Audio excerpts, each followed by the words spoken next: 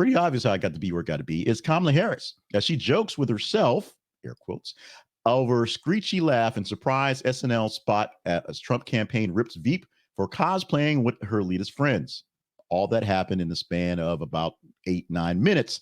Vice President Kamala Harris made her surprise appearance, which was not a surprise because it was all over the internet as a surprise appearance possibly happening all day Saturday. But it happened on Saturday, the 2nd of November, where she engaged in a humorous exchange with Maya Rudolph, who's been playing her since the beginning of this season. Now, it's not something that's not uncommon where Saturday Night Live has a thing where a person will stare into the mirror at themselves and themselves will be the actual real person, someone that they're cosplaying. I said cosplaying, someone that they're role playing there for the show. And it was a playful skit. It was started off with a Trump rally that had Trump sort of running out of gas, and then the general folks getting the walls in, getting the Vance in, getting some Doug Emhoff in, getting a little bit of Joe Biden, known as Joe Biden. That's Dana Carvey.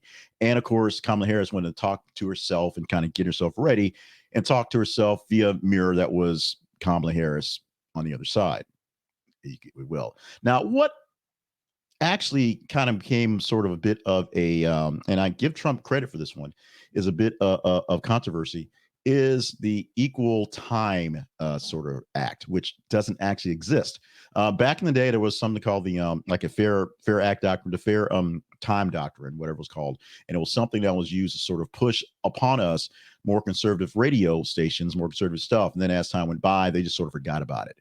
Essentially, if someone says one thing, someone gets a rebuttal, and that's what the Donald Trump camp actually said yesterday, because putting Kamala Harris on national TV was an FCC violation, or expressed concerns of equal time rule, equal broadcast for political candidates.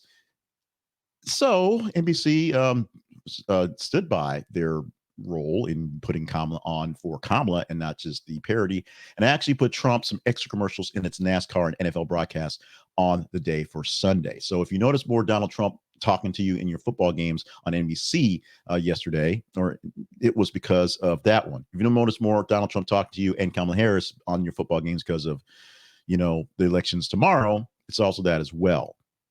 We will see how this thing plays out in about a day, maybe, and then we'll see about a week when we get the vote count going forward. Donald Trump already sowing seeds of doubt, saying that essentially they're already cheating.